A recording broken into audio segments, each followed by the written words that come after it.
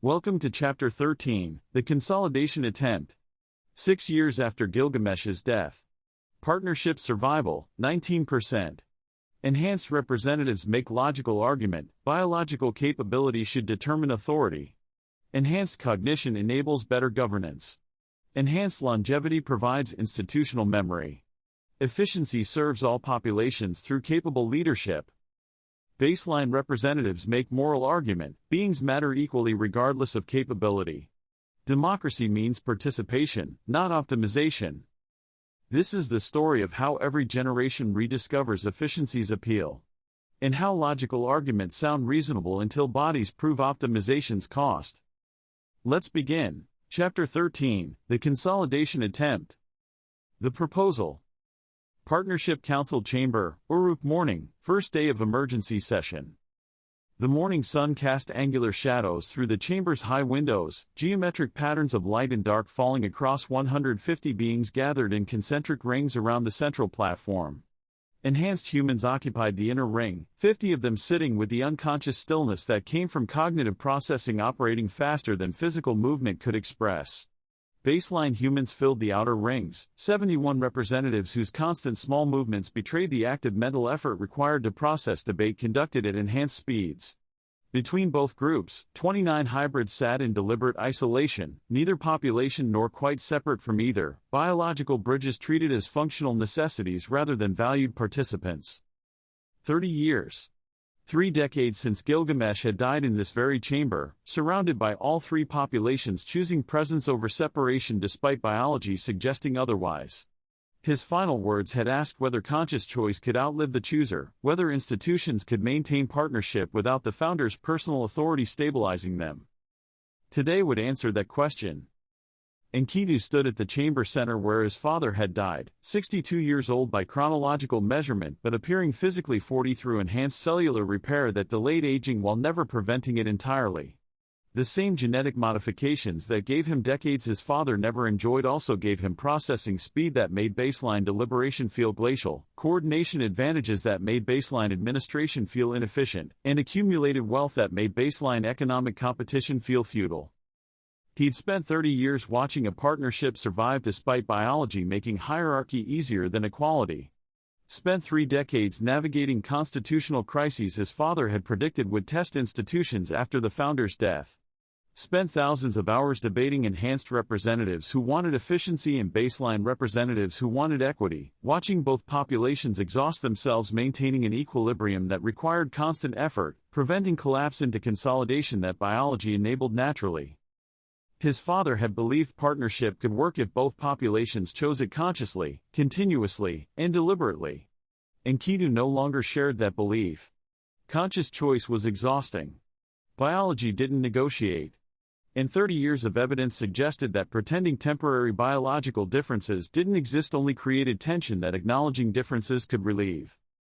He looked across the assembled council, enhanced humans whose cognitive advantages let them process his entire argument before he finished speaking, baseline humans who would need careful pacing to follow reasoning that enhanced cognition grasped instantly, hybrids trapped between both trying to mediate incompatible processing speeds while both populations treated mediation as service rather than contribution.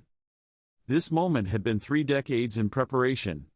Every constitutional crisis survived. Every consolidation attempt was prevented. Every compromise reached. All are building toward this proposal that would either save the partnership through honest adaptation or destroy it through abandoning founding principles. Partnership governance has succeeded beyond reasonable expectation, Enkidu began, voice carrying through chamber acoustics designed by Zephyrus to ensure all populations could hear equally, regardless of biological processing advantages affecting comprehension speed. 30 years since my father passed. 0 catastrophic failures. Consolidation was prevented by institutional structures that required the consent of both populations to govern. Constitutional framework maintained despite pressures biological inequality creates continuously. He touched the control surface embedded in the platform center, activating displays that materialize throughout the chamber, Nix's probability models rendered in crystalline formations visible to both populations despite requiring different processing approaches for full comprehension. Enhanced representatives saw complete mathematical structures instantly, each variable and interaction comprehended as a unified whole. Baseline representatives required sequential analysis, processing equations individually before synthesizing the total picture. Both approaches reached the same conclusions via different cognitive paths, enabled or constrained by biological design. The numbers appeared, floating in the air, stabilized through quantum fields operating beneath perceptual threshold but creating visual effects both populations found aesthetically compelling despite experiencing them differently. Partnership survival probability, 2820 BCE, 30 years post-founder. Constitutional framework maintained, 91%. Enhanced consolidation prevented, 89%. Baseline autonomy preserved, 87%. Resource distribution equitable, 76%. Technology access shared, 72%. Hybrid self-determination recognized, 68%. These numbers represent success, and Enkidu acknowledged, letting the statistics float while representatives processed implications at their respective speeds.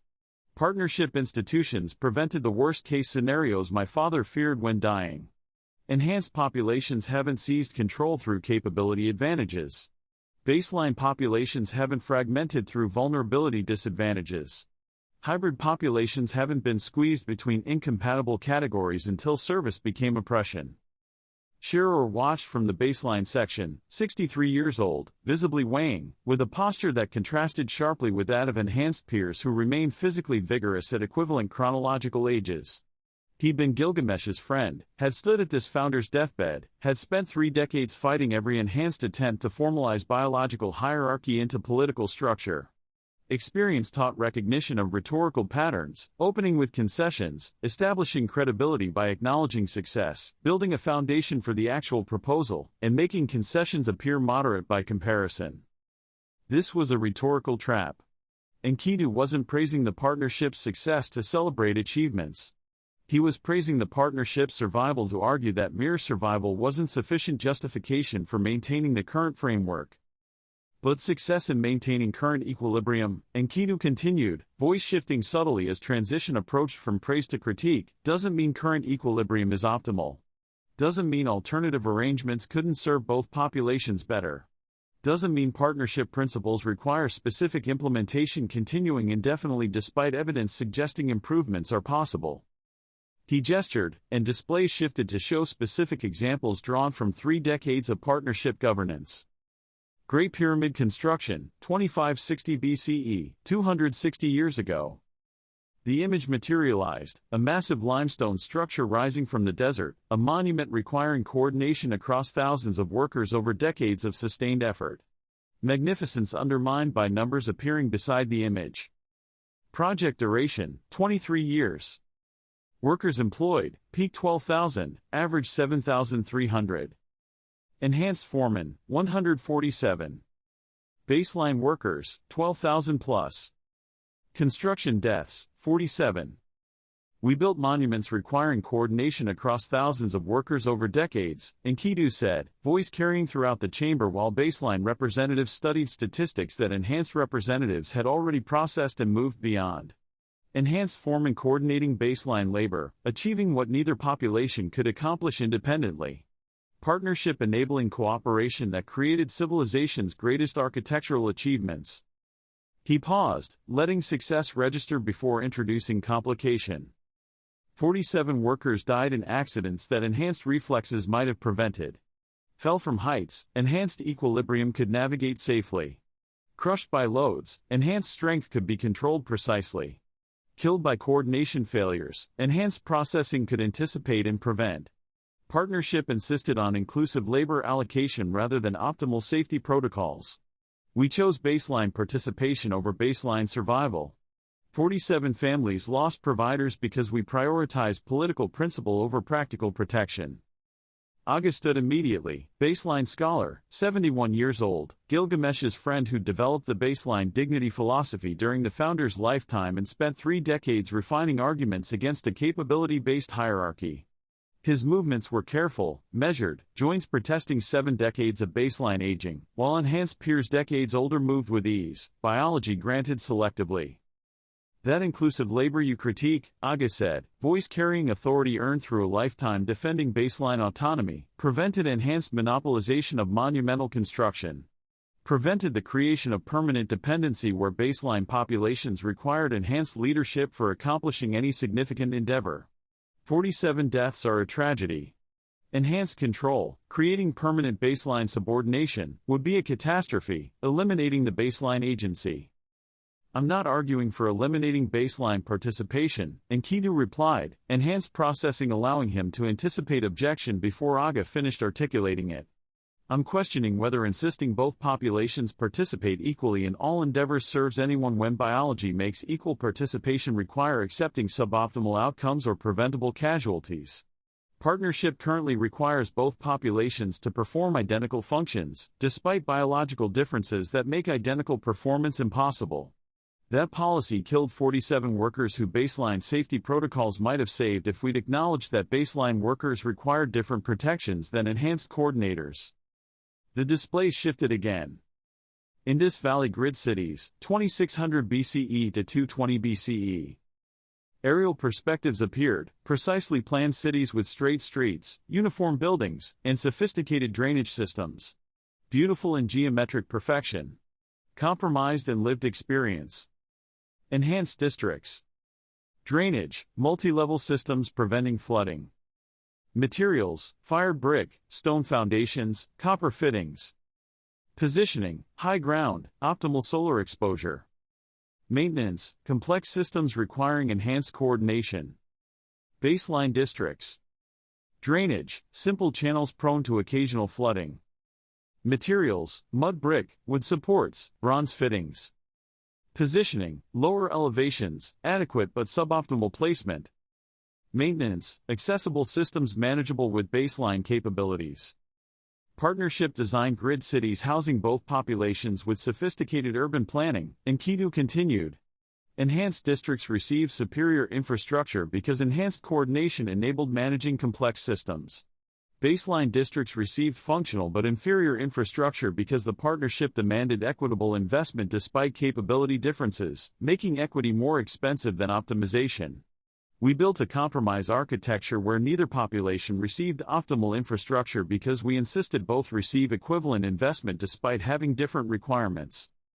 Sophia materialized at the chamber periphery, an immortal teacher who'd spent 5 millennia believing that education liberated minds regardless of biological starting points, who'd designed grid city educational systems to achieve universal access, and who'd learned through bitter experience that universal access required acknowledging universal differences in how populations accessed education.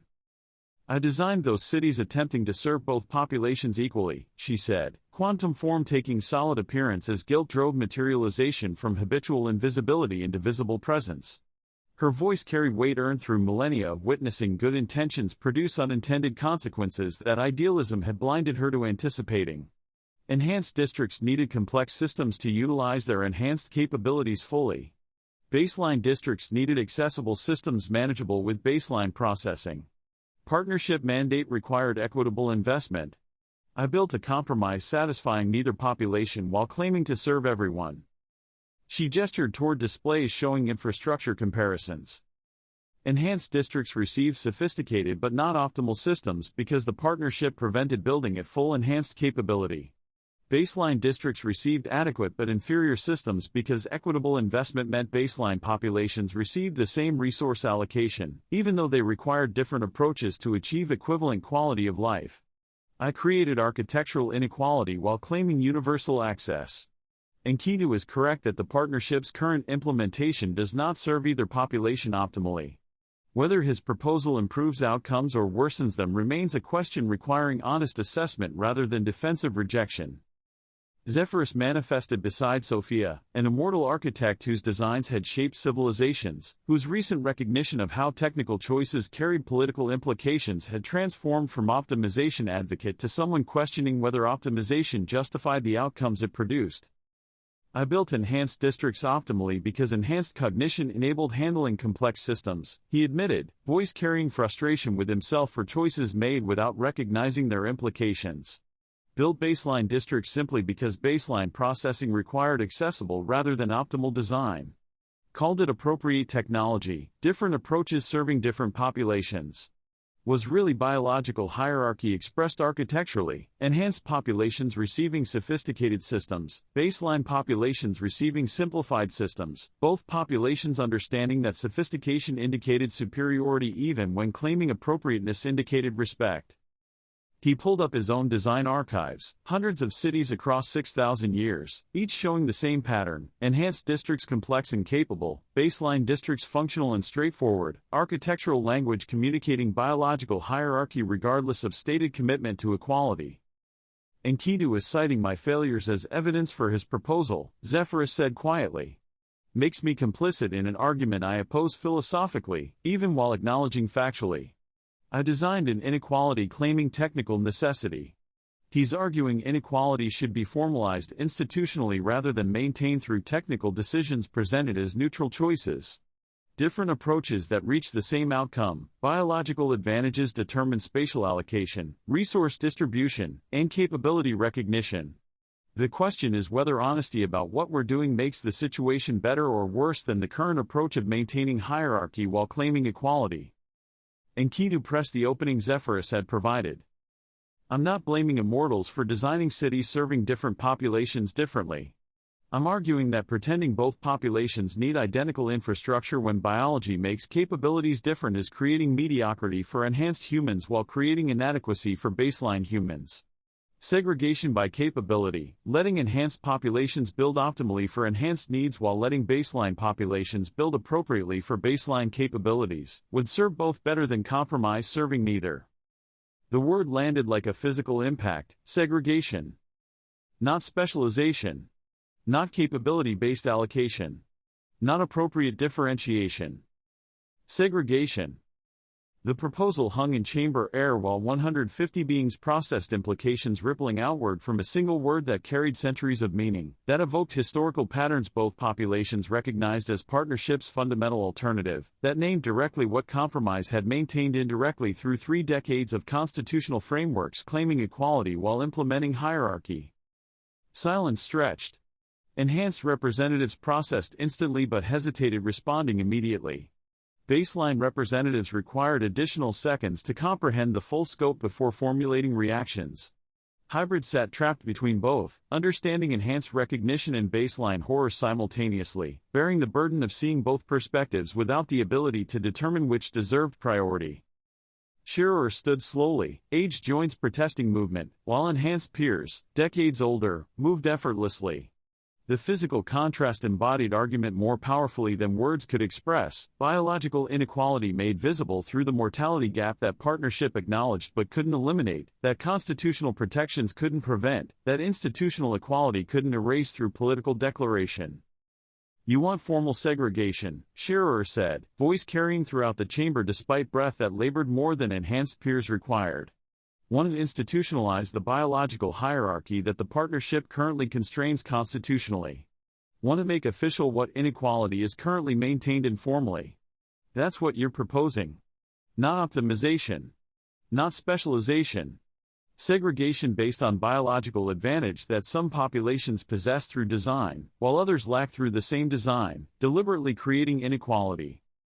I'm proposing honest acknowledgement of reality, partnership currently denied while implementing practically, Enkidu countered. Biological inequality exists. Current institutions claim equality while allowing inequality through technical choices, resource allocation decisions, and capability-based assignments presented as neutral selections. I'm arguing we acknowledge openly what we do covertly. Segregation by capability with constitutional protections preventing abuse rather than false equality with technical hierarchy hidden beneath equity claims. The chamber erupted. The debate erupts. Enhanced coalition forms. The chamber's eruption wasn't chaos. Both populations understood parliamentary procedure too well for complete disorder, but was relatively controlled fury, expressed through voices raised simultaneously, representatives standing and gesturing, baseline humans responding emotionally while enhanced humans calculating how emotion could advance political positions. Ninurta rose from the enhanced section with military precision, 58 years old, trained by Korath himself, survivor of Lugal's failed coup attempt 15 years prior, when enhanced warriors had learned that force couldn't accomplish what institutional evolution might achieve gradually. His posture carried discipline earned through decades of military service that had taught him enhanced coordination advantages, making consolidation inevitable in the end, but attempting consolidation prematurely through violence guaranteed failure through a mortal intervention. Better to achieve through politics what force couldn't accomplish through rebellion. Segregation isn't abandonment, Ninurta said, voice carrying a commanding presence that made baseline representatives unconsciously straighten despite resenting the biological authority they couldn't help acknowledging. It's recognition that a partnership requiring both populations attempting identical functions despite biological differences creates inefficiency, harming both. Enhanced military coordination enables faster tactical response, processing battlefield information rapidly, communicating orders simultaneously, and executing complex maneuvers requiring synchronized movement.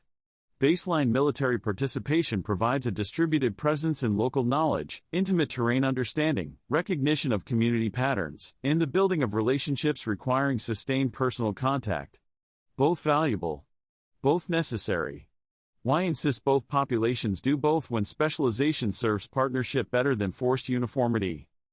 He activated his own displays, military engagement data from 3 decades showing patterns that required enhanced processing to recognize, but that baseline representatives could verify through sequential analysis. Bronze Age Warfare Analysis, 2850 to 2820 BCE. Enhanced lead forces. Tactical victories, 87% success rate. Casualty ratios, 3.4 to 1 favorable. Campaign duration, average 23 days. Enhanced casualties, 12% of forces.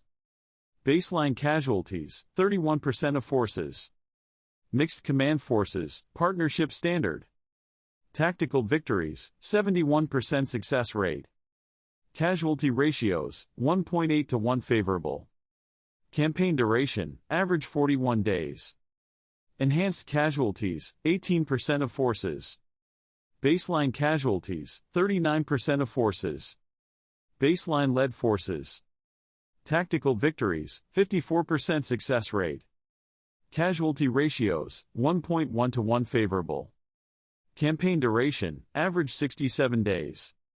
Enhanced casualties, 8% of forces, limited enhanced participation.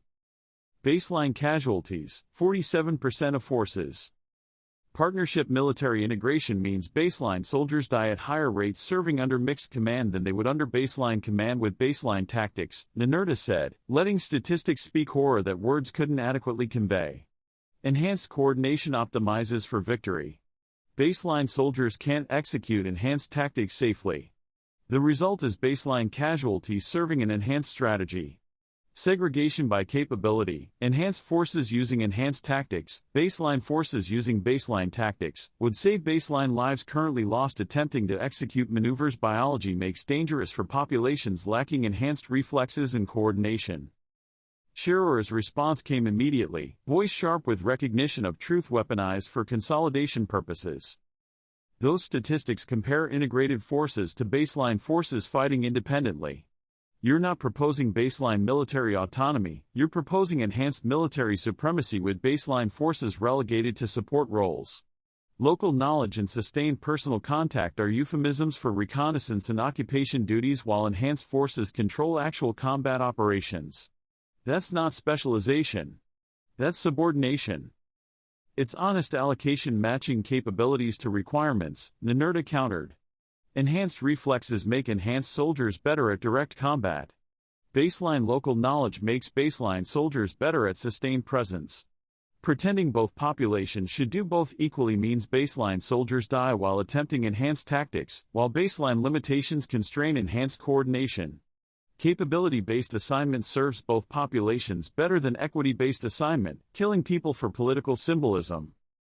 Cassett stood from the Enhanced Administrative Section, 43 years old, survivor of the copper crisis 10 years prior, when enhanced families had predicted resource shortage 2 weeks before baseline families recognized scarcity patterns, debate administrator who'd managed resource distribution during the crisis while wrestling with the question of whether enhanced advantages justified enhanced priority or whether partnership principles demanded sharing equally despite unequal contribution.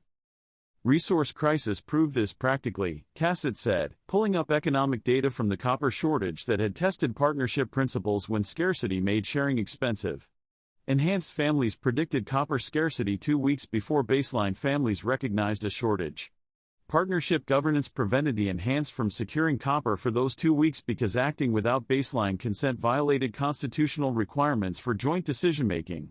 2 weeks of institutional delay cost both populations preparation time because we insisted both populations move at the slowest processing speed, rather than acknowledging that enhanced populations process information faster and could act accordingly. The display showed a timeline. Day 1, enhanced traders recognize a pattern indicating a copper shortage approaching. Day 1, enhanced families begin discussing response strategies. Day 3, enhanced council representatives propose an emergency session. Day 5, baseline traders beginning to notice unusual market patterns. Day 7, partnership council convenes, baseline representatives requesting explanation. Day 9, enhanced representatives present evidence, baseline representatives analyze. Day 11, debate begins regarding the appropriate response. Day 13, baseline representatives confirming enhanced analysis accuracy. Day 14, partnership council authorizes coordinated response. Day 15, copper prices spike 340% as shortage becomes widely recognized. Day 16, enhanced families who waited for partnership authorization face the same shortage as baseline families. Day 17, black market emerges, both populations competing for scarce resources. Day 18 to 47, crisis management through partnership protocols. Day 48, alternative supply sources established, prices stabilize. 2 weeks, cassette repeated. Enhanced families could have secured copper supplies before the shortage became a crisis. Partnership principles prevented enhanced action without baseline consent. Baseline families needed 13 days to confirm what enhanced processing recognized immediately. Result, both populations suffered a shortage together, instead of enhanced populations preparing while baseline populations confirmed the analysis. Equity through shared suffering rather than efficiency through capability-based response. Shearer moved to the chamber center, aged body forcing slower movement that unconsciously enhanced representatives, unconsciously interpreted as weakness despite baseline representatives being recognized as dignity earned through 7 decades of experience. That institutional delay you critique prevented enhanced stockpiling, creating a monopoly, Shearer said, voice carrying authority that physical presence couldn't diminish despite biological decline. Enhanced families predicted copper shortage earlier because biology enabled processing information faster. You're arguing that advantage justifies acting on prediction without partnership consent, that biological capability should determine resource access priority. I'm arguing that biological advantage, which unevenly distributes information, makes partnership oversight essential. Without constitutional requirements for joint decision-making, enhanced families would have stockpiled copper privately, creating scarcity for baseline families, selling at monopoly prices when shortage became apparent to the slower processing population. Or, Cassett countered, enhanced families could have shared prediction immediately, baseline families could have prepared based on enhanced analysis, and both populations could have secured resources before shortage became crisis. Instead, the partnership required baseline families to confirm what enhanced analysis had already established independently. Sharing information doesn't require equal confirmation time. Enhanced advantages could serve both populations through enhanced early warning rather than being constrained until baseline processing catches up. Tuvalkiin materialized near displays, an immortal merchant who coordinated the bronze trade for millennia, an order member documenting the partnership's economic dimension for the revelation that would come centuries hence, when humans learned the complete truth about immortal intervention. He carried a dual burden, a merchant who'd enabled inequality through facilitating trade networks, and an order member who documented inequality honestly for future judgment about whether intervention succeeded or failed. I've documented baseline traders developing independent networks over the past 3 decades, Tuvalkiin said carefully. Quantum form solidifying a speech required physical presence, engaging debate that documentation couldn't avoid influencing despite the order covenant requiring observation without intervention. Enhanced coordination advantages are real, processing trade opportunities faster, coordinating across longer distances, managing complex networks, baseline cognition handles less efficiently. Bronze trade currently shows enhanced merchants controlling 73% of interregional commerce despite baseline merchants comprising 68% of the trading population. The statistic hung in the chamber air while representatives processed implications. Enhanced humans were 32% of the trading population but controlled 73% of the trade volume. Baseline humans were 68% of the trading population but controlled only 27% of the trade volume. Biological inequality creates an economic hierarchy despite constitutional equality.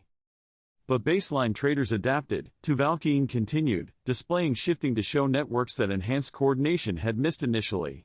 Building relationships requires sustained personal contact rather than rapid information processing. Developing local expertise through generations of family trading that enhanced longevity couldn't be replicated because living longer didn't mean knowing the community intimately and creating trust networks where personal reputation mattered more than processing speed. Different advantages. Both are economically viable. Enkidu's proposal suggests these differences justify political segregation. I'd counter that economic coexistence despite differences proves partnership works rather than proving partnership should end. He showed specific examples. Harappa, Mesopotamia trade route. Enhanced merchants, control 82% of volume, focus on bulk commodities requiring coordination across distances, profit margins averaging 23%.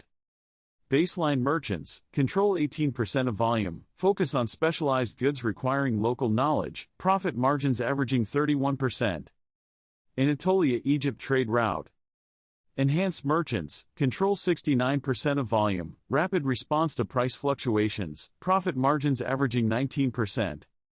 Baseline merchants, control 31% of volume, establish relationships with producing families, profit margins averaging 27%. Different strengths producing different outcomes, Tvealkeen said. Enhanced coordination enables volume. Baseline relationships enable specialization. Both populations prosper through different approaches rather than competing directly for the same trade. That's partnership success, populations finding comparative advantages despite biological inequality. Segregation by capability would formalize differences currently navigated cooperatively. Enkidu sees the opening. Exactly my point. Economic adaptation proves what political resistance denies. Populations specialize naturally according to their capabilities. Baseline traders don't attempt to compete with enhanced coordination in bulk commodities. Enhanced traders don't attempt to compete with baseline relationships in specialized goods. Economic reality creates functional segregation that political principles officially prohibit acknowledging. I'm proposing we formalize what markets do naturally, let populations specialize according to capabilities rather than pretending capabilities don't influence outcomes. The debate intensified as enhanced representatives recognized a political opportunity while baseline representatives recognized an existential threat. What began as a proposal about infrastructure and military organization revealed underlying tension about whether biological inequality justified political hierarchy or whether constitutional equality should constrain biological advantage. Partnership's fundamental question, asked 30 years ago when Gilgamesh died, now returned with force that institutional survival couldn't avoid answering. Did conscious choice outlive the chooser? Could a partnership survive by honestly acknowledging biological inequality rather than maintaining equality through institutional fictions? Would populations continue to choose cooperation when segregation offered greater efficiency? The chamber was divided along biological lines that the partnership had spent 3 decades claiming transcended political significance. Enhanced representatives calculated whether institutional segregation could be achieved without the force that Lugal's coup had proven militarily unsuccessful when attempted. Baseline representatives recognized that accepting segregation meant abandoning the founding principle that capability differences didn't justify political hierarchy. Hybrid representatives watching both populations fracture along biological fault lines that hybrid existence supposedly bridged, recognizing that if partnership failed, hybrids would face an impossible choice between populations, neither of which offered complete belonging. Historical evidence confronts philosophy. Death pits of yore. The debate had been theoretical, economic data, military statistics, infrastructure comparisons. Numbers that could be interpreted, contextualized, and argued about without confronting the visceral reality of what biological hierarchy produced when consolidated completely. Erebus ended the theoretical discussion by materializing with documentation that made abstraction horrifyingly concrete. He appeared at the chamber center without transition, quantum form becoming visible suddenly rather than gradually, deliberate shock tactic from an immortal who'd opposed intervention from the beginning, who'd predicted exactly these consequences, who'd spent 5 millennia being vindicated by every crisis while wishing he'd been wrong instead of correct. Royal Cemetery at Yor, Erebus said, voice carrying the weight of someone presenting evidence he'd explicitly preserved for this moment, waiting decades for the opportunity, forcing the partnership to confront what consolidation actually meant beyond political abstractions. 2500 BCE. 320 years ago. Enhanced ruler died. 74 humans fell into death. 16 warriors. 6 craftsmen. 38 attendants. 14 musicians. Baseline humans, every single one. Enhanced leadership. Baseline service. Enhanced immortality through commemoration. Baseline disposal through ritual. The display shifted, no longer showing economic charts or military statistics but archaeological documentation that order had preserved with methodical completeness. Excavation photos showing skeletal remains arranged in formal patterns. Chemical analysis proves poisoning rather than violence. Positioning indicates a ceremony rather than execution. Cultural evidence suggests willing participation rather than forced compliance. Worse than murder. Consensual subordination. Archaeological evidence of what happens when enhanced consolidated power is completely, Erebus continued, images cycling through documentation that made theoretical debate about segregation become a concrete question about whether moderate hierarchy could be prevented from becoming absolute subordination. This isn't ancient history irrelevant to current debate. This is 3 centuries ago. 16 generations for baseline humans. 8 generations for enhanced humans. Partnership exists because Gilgamesh prevented this outcome from recurring. Enkidu proposes retreating toward exactly the system his father died preventing. He focused on a single case study. Korath stood, an immortal warrior whose teaching had enabled Lugal's coup attempt 15 years prior, guilt still visible in a posture that centuries hadn't erased, because guilt was the appropriate response to violence his training had enabled, regardless of his eventual stopping it. Lugal justified coup attempt by citing your precedent, Korath said, voice carrying the weight of someone confessing continued complicity despite intervening to stop the consolidation his teaching had enabled. Argued that baseline willingness to serve unto death proved baseline humans recognized enhanced superiority as legitimate authority. Argued that partnership forced artificial equality, contradicting natural hierarchy, and biological advantages were created appropriately. I documented those deaths. Ninbara and 73 others. Preservation records show coercion rather than willing service. Enhanced power creating conditions where resistance was dangerous, where compliance seemed honorable, where death felt preferable to questioning hierarchy everyone accepted as natural. He pulled up his own military documentation, records kept as a warrior responsible for monitoring how his teaching was being applied, evidence preserved as someone recognizing complicity required witnessing honestly, even when witnessing produced guilt. Death pit excavation analysis. Physical evidence, all 74 individuals showed poison ingestion, no signs of struggle. Cultural evidence, ceremony conducted according to established rituals. Economic evidence, families compensated with resources from the royal treasury. Psychological evidence, letters preserved showing participants viewing service as an honor. Social evidence, community celebration preceding deaths rather than mourning. Every indicator suggests willing participation, Korath acknowledged. But willing becomes complicated when enhanced power makes resistance dangerous, when baseline families receive compensation, making refusal economically catastrophic, when cultural conditioning presents subordination as honor from childhood, when communities celebrate deaths that should be tragedies. Willing service unto death is coercion expressed through making subordination seem like a choice. That's what Enkidu's proposal enables, formalizing inequality that's currently acknowledged but not institutionalized. Making official what you're demonstrated could happen when enhanced power becomes complete. Enkidu's response came immediately, enhanced processing allowing anticipation of the argument Korath was developing. Your were religious extremism, not enhanced governance, Enkidu said, tone carrying frustration with the argument equating all hierarchy with the worst possible outcome. Ritual death predated enhancement. Baseline rulers and baseline societies commanded death retinues. Egyptian pharaohs. Mesopotamian kings. Chinese emperors. Human hierarchy has always produced ritual following of leaders into death. Using religious extremism as evidence against capability-based specialization is equating all hierarchy with worst-case outcomes while ignoring that baseline hierarchy produced identical results without enhancement involved. But enhanced hierarchy-enabled scale baseline coordination couldn't be achieved, Korth countered, displaying a shift to show comparative data. Baseline death retinues, typically 6 to 12 individuals, limited by coordination challenges of simultaneous death ceremony. Enhanced death retinue at your 74 individuals, organized with precision requiring enhanced coordination, managing logistics of mass simultaneous poisoning. That's a pattern we see repeatedly. Every capability humans develop, they apply to all endeavors, including ones we'd prefer they couldn't accomplish efficiently. Enhanced coordination enabling larger-scale ritual death. Enhanced administration enabling more thorough resource extraction. Enhanced military organization enabling more devastating warfare.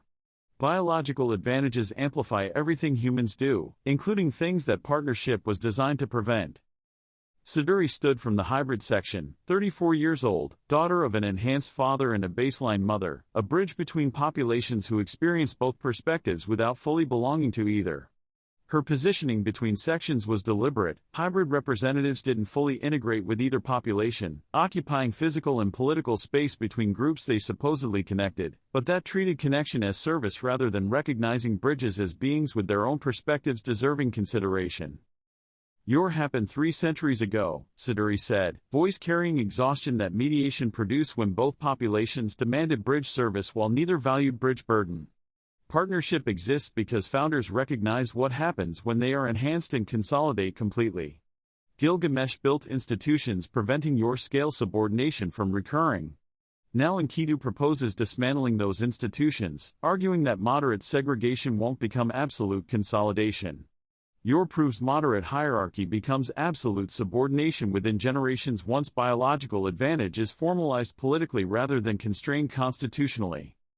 She gestured toward displays showing Ninbara's short life. She was 14. Younger than me when I started questioning why hybrids exist to serve both populations rather than being populations with their own interests deserving protection. She never questioned.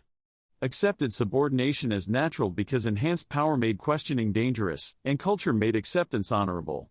That's what formalized hierarchy produces, baseline populations who don't recognize they're being oppressed because oppression is normalized as a natural order. We prevent that through constitutional equality that constrains the biological hierarchy. Enkidu proposes abandoning constraint, trusting that enhanced populations will maintain moderation voluntarily despite biology making dominance efficient and culture making dominance feel justified. The comparison resonated uncomfortably. Hybrids treated as bridges rather than beings, baseline humans at your treated as servants rather than citizens, both situations where populations with less power accepted subordination because power structures made resistance costly while culture made acceptance seem appropriate. Partnership existed to prevent that outcome. Enkidu proposed risking that outcome. History demonstrated what happened when enhanced power was consolidated completely. Philosophy debated whether moderate segregation could be prevented from becoming absolute subordination. Evidence suggested that a moderate hierarchy evolved toward complete consolidation unless actively prevented by institutions that required effort, which Enkidu characterized as unsustainable. The chamber fell silent as representatives debated whether historical evidence supported a philosophical position or whether philosophical commitment could override historical precedent.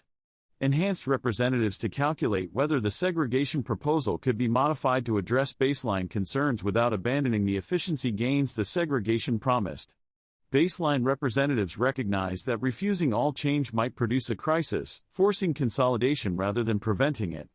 Hybrid representatives watching both populations argue about their fates, while neither consulted hybrids about whether bridges wanted to continue service or deserved consideration as beings with their own interests.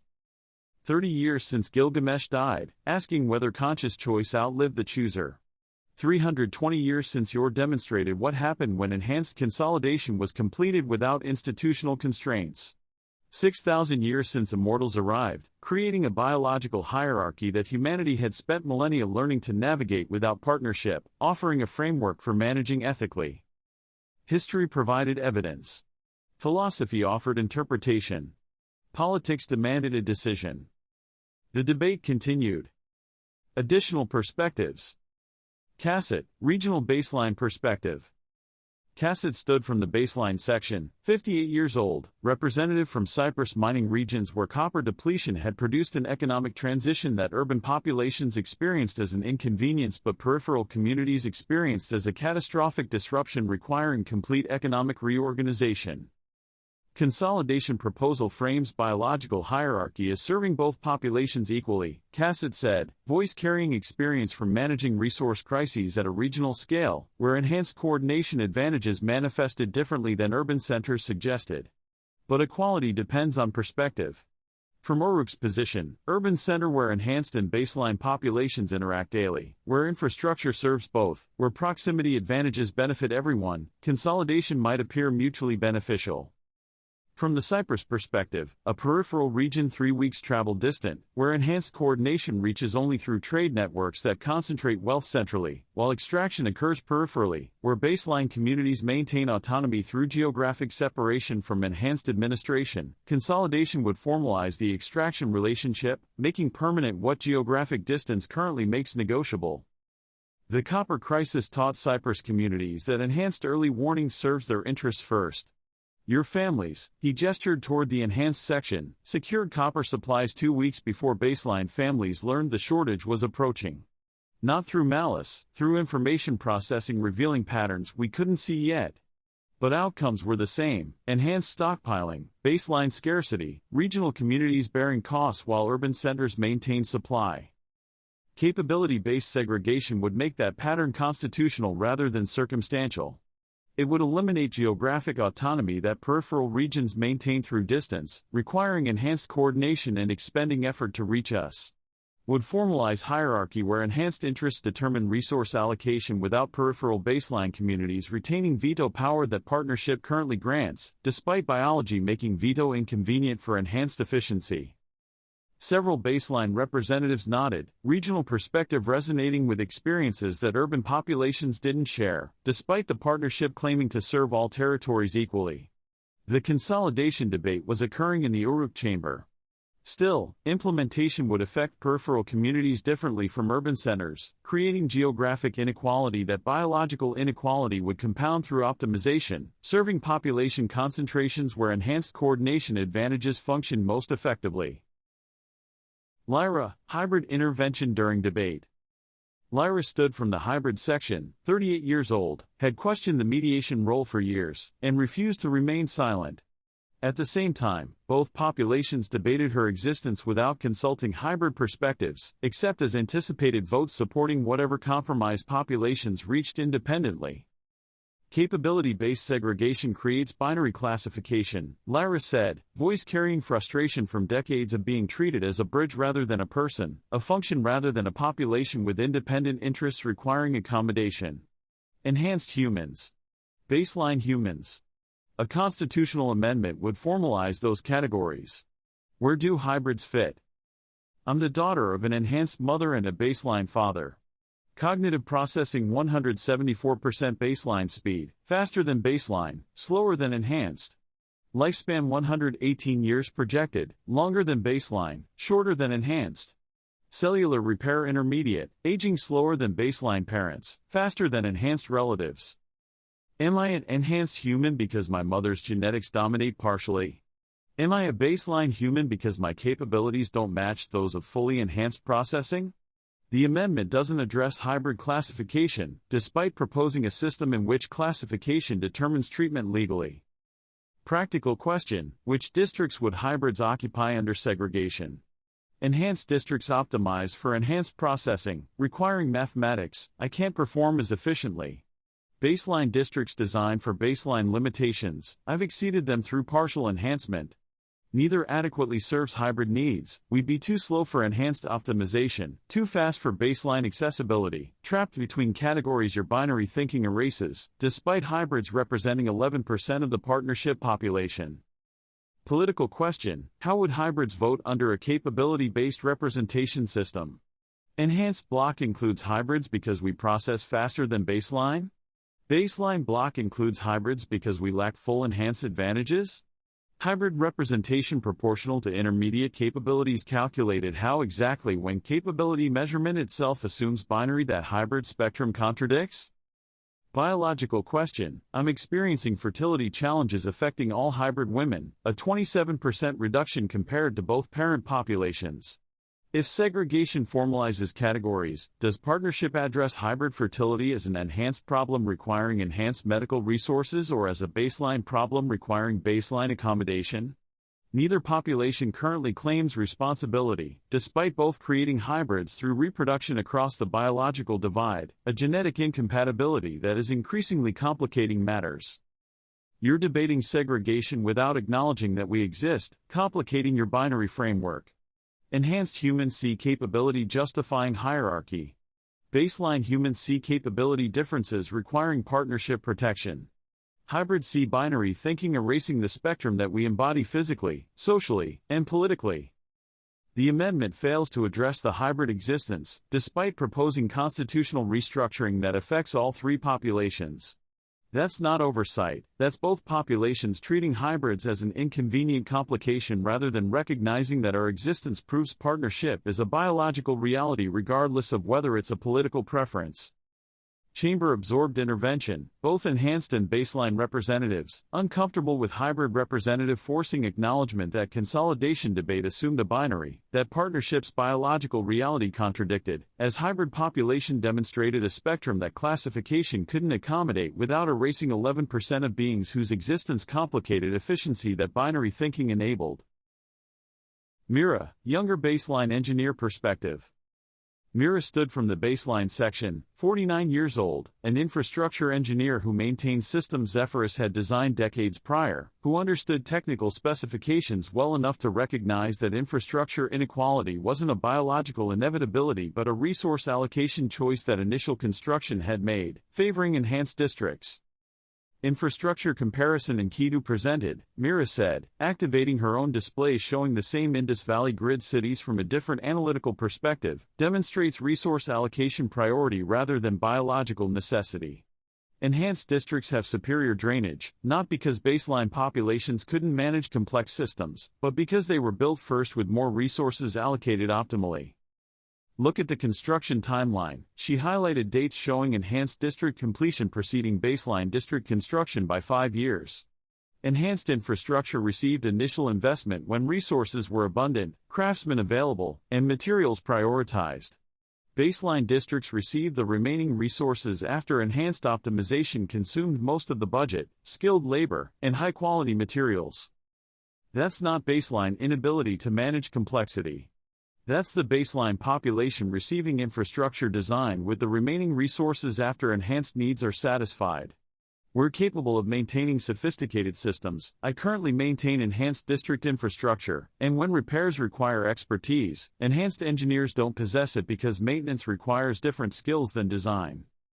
Drainage comparison. Enhanced districts have multi-level systems preventing flooding. Baseline districts have simple channels that occasionally flood. Technical question, could baseline districts support multi-level drainage if we upgraded systems using an equivalent investment to the one initially provided to the districts? Answer, yes. Absolutely. We've proposed upgrades that require an investment partnership haven't been prioritized because maintaining the current inequality costs less than achieving parity, which the enhanced districts received by being constructed first with optimal resources. Enkidu argues that infrastructure inequality reveals biological limitations that require acknowledgement through segregation. I argue that infrastructure inequality demonstrates resource allocation priorities that partnership could correct through equivalent investment if we valued baseline communities equally, rather than accepting inequality as a permanent condition justified by capability differences that construction timing created rather than biology determined. Same pattern throughout partnership territories. Enhanced populations receive optimal infrastructure first. Baseline populations receive adequate infrastructure with the remaining resources. Inequality becomes normalized as biological rather than recognized as economic, and a segregation proposal suggests formalizing what resource allocation creates through prioritization rather than what biology inevitably requires. I'm not denying that biological advantages exist. Enhanced processing enables coordination that baseline processing approaches differently. But infrastructure serves populations regardless of how populations process infrastructure's functions. Enhanced districts could use baseline design drainage that functions adequately. Baseline districts could use enhanced design drainage if we invested in upgrades that partnership budgets could afford but haven't prioritized. Capability-based segregation would constitutionalize economic inequality, claiming that biology requires prioritizing enhanced optimization over baseline parity. That's not acknowledging reality, that's justifying inequality through biology when economics created outcomes we're calling inevitable. Several baseline engineers nodded, technical experts recognizing that Myra's analysis challenged the efficiency narrative by demonstrating that infrastructure inequality resulted from construction sequencing and resource allocation rather than from the biological impossibility that baseline populations couldn't manage sophisticated systems, as enhanced districts did. Genetic reality versus political will. The King List evidence. The debate had moved through military necessity, economic efficiency, and historical warning. Now it confronted the fundamental question underlying all arguments, whether the biological hierarchy was a permanent condition requiring political accommodation or a temporary situation requiring institutional constraint until time resolved what policy couldn't eliminate. Chronos materialized at the chamber center with the sudden solidity that came from quantum calculations completing, bringing data that had required 50,000 years to accumulate and 5 millennia of human civilization to generate sufficient evidence for confident analysis. He'd spent most of his existence believing efficiency justified optimization, that capability differences warranted hierarchical organization, that the beings who process fastest should lead beings who process slower. Chapter 18's conversion, Nix confronting him with evidence that optimization produced casualties, ethics couldn't justify, had changed his perspective without changing underlying mathematics. Data remained data. Evidence remained evidence. Probability calculations still yielded the same results regardless of whether they aligned with the values produced by the conversion. Sumerian King List, Chronos said, activating displays showing genealogical documentation spanning 3 centuries of enhanced rulership. First dynasty of Uruk through 4th dynasty. 300 years of bloodline tracking, genetic dilution measurements, and capability assessments across generations.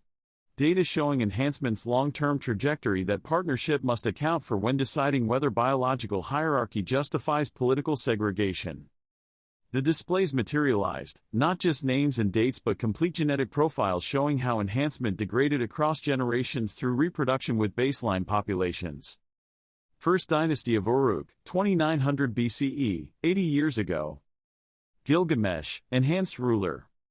Cognitive processing, 340% baseline capacity. Physical capabilities, 280% baseline strength. Cellular repair, 187-year lifespan versus 59 baseline. Genetic markers, 94% enhancement retention. Children, 3 enhanced, complete genetic transfer. First generation, Chronos explained, probability models showing trajectories extending into an uncertain future. Enhanced rulers governing baseline populations. Biological advantages that created legitimate leadership through capability differences, making enhanced administration demonstrably more effective than baseline alternatives. Not tyranny, meritocracy. Enhanced populations leading because biology made enhanced leadership produce better outcomes for both populations. Augustud immediately, 71 years of baseline aging moving with difficulty, but 7 decades of philosophical development making objection automatic. Legitimate leadership through capability differences is a euphemism for biological determinism justifying political hierarchy. Enhanced populations led because they possessed advantages that made resistance dangerous and submission seem rational. That's coercion dressed as consent, tyranny presented as efficiency. Let me finish the sequence, Chronos said, not dismissing the objection but asking for patience before addressing it. Data tells a story that philosophy must account for rather than ignore. Second dynasty, 2750 BCE, 30 years later. Lugalbanda, enhanced ruler, Gilgamesh's son. Cognitive processing, 312% baseline, diluted 8% from father. Physical capabilities, 265% baseline, diluted 5%. Cellular repair, 176-year lifespan. Genetic markers, 91% enhancement retention, 3% dilution per generation. Children, 2 enhanced, 1 hybrid, genetic transfer 91%, 88%, 45%. Population distribution. Enhanced, 847 individuals, 1.2% of population. Baseline, 68,234 individuals, 97.3%. Hybrid, 1,051 individuals, 1.5%. Second generation, Chronos continued. Enhanced rulers with enhanced children governing mixed populations. Genetic advantages dilute 3% per generation through reproduction with baseline humans. Biological hierarchy is still pronounced but measurably declining. Capability differences still justify political authority, but the biological foundation is eroding slowly through genetic integration, which was designed to produce eventual enhancement. Talia moved closer to the displays, an immortal healer watching data documenting the consequences of the enhancement she'd created 6,000 years ago to save humanity from extinction, which had required accepting the cost of biological inequality that the partnership struggled to manage institutionally. I designed enhancement for gradual integration, Talia said, voice carrying guilt that 5 millennia hadn't erased because guilt was an appropriate response to creating inequality that good intentions didn't justify when consequences harmed people despite intentions being noble. Saved humanity from an extinction crisis that would have killed billions and created genetic modifications that would eventually integrate with baseline human genetics through reproduction across generations. Time would resolve the biological hierarchy created by the emergency intervention. But eventually meant centuries. Generations. Lived experiences for populations experiencing hierarchy as permanent despite being told hierarchy was temporary. 3rd Dynasty, 2650 BCE, 100 years later. Yor-Nammu, partially enhanced ruler, Lugalbanda's grandson, cognitive processing, 287% baseline, diluted 17% from founder, physical capabilities, 243% baseline, diluted 13%, cellular repair, 164-year lifespan. Kenti, baseline farmer near Memphis, complete 5-year timeline. 2200 BCE, age 32, good harvest year. Kenti farmed 3 hectares in the Nile Valley, land his grandfather had cultivated before him, producing barley and emmer wheat that fed his family and left a surplus, contributing to regional storage systems that administrators coordinated across the Memphis district. He had a wife, Merit, age 29, and 4 children, Neferet, daughter, age 7, Amenhotep, son, age 9, Kephri, son, age 5, and Saisha, daughter, age 3. Harvest was excellent that year, Nile flood reached optimal levels, irrigation systems functioned properly, and the weather cooperated throughout the growing season. Kenti contributed surplus to central warehouses, believing the system benefited everyone through enabling resource distribution during scarcity, which good management would prevent from becoming catastrophic. Enhanced neighbors 300 meters distant, a couple named Amunset and Nefertari with their 2 children, coordinated regional crop data, processed weather patterns, and calculated storage requirements using cognitive advantages that made their administrative work seem effortless. At the same time, baseline farmers like Kenti focused on physical cultivation, which requires different competencies. System appeared to work equitably, baseline farmers producing food, enhanced administrators coordinating distribution, both populations contributing according to capabilities biology provided or selectively constrained, with partnership governance treating them as complementary rather than hierarchical. Kenti trusted the system. Believed enhanced coordination served baseline populations by preventing chaos that scarcity might produce without organized management. Believed his family's well-being was protected through partnership governance, ensuring fairness that biological advantages wouldn't compromise, despite inequality being real. 2199 BCE, age 33, first flood failure. The Nile flood measured 32% below the historical average.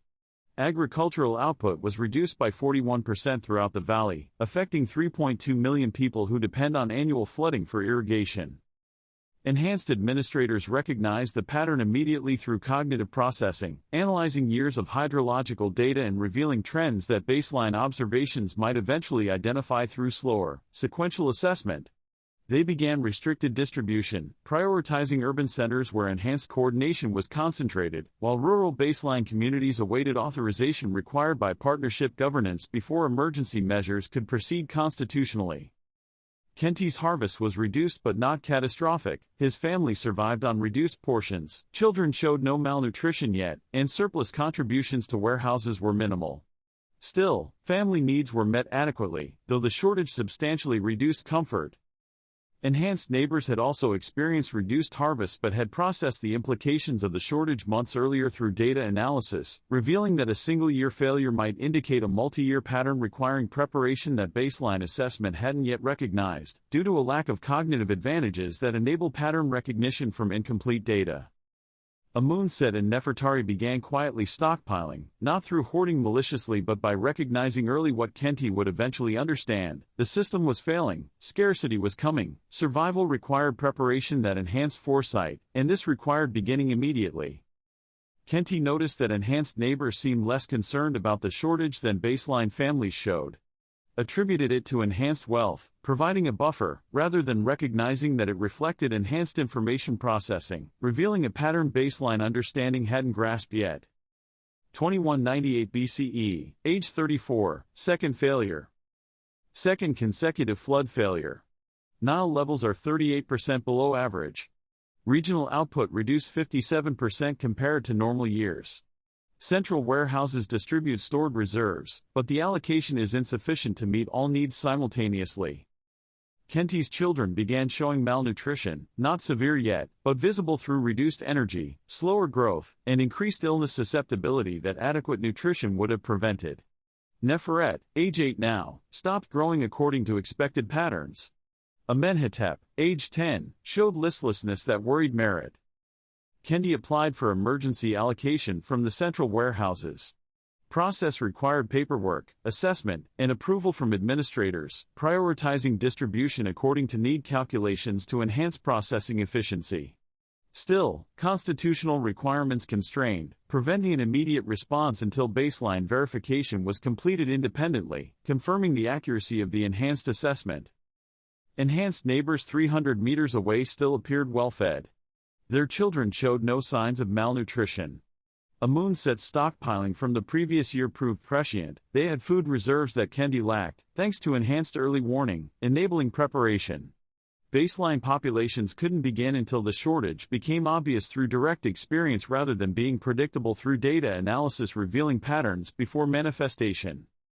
Partnership governance existed but couldn't prevent biological advantages from translating into survival advantages when crisis made information processing speed determine resource security, a claim political equality was meant to protect, but which practical inequality undermined continuously. 2197 BCE, age 35, third failure, first death. Third consecutive failure. The Nile barely flooded. Regional production collapsed by 73% compared to normal years. Central warehouses are nearly empty. Enhanced coordination attempted to optimize remaining resources, but optimization favored urban centers where administrators concentrated. At the same time, peripheral farming communities were deprioritized, justified by mathematical optimization that prioritized population maxima, despite creating inequitable outcomes that peripheral baseline families experienced catastrophically. Neferet died at age 9 from starvation complications, specifically, immune system failure that malnutrition produced, making simple infection lethal when adequate nutrition would have enabled recovery.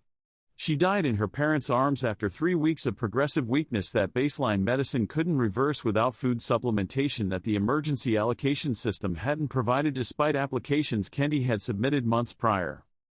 Amenhotep, age 11, was following an identical trajectory: severe malnutrition, weakened immune system, infection establishing despite treatment attempts that lacked resources addressing underlying nutritional deficiency, creating vulnerability.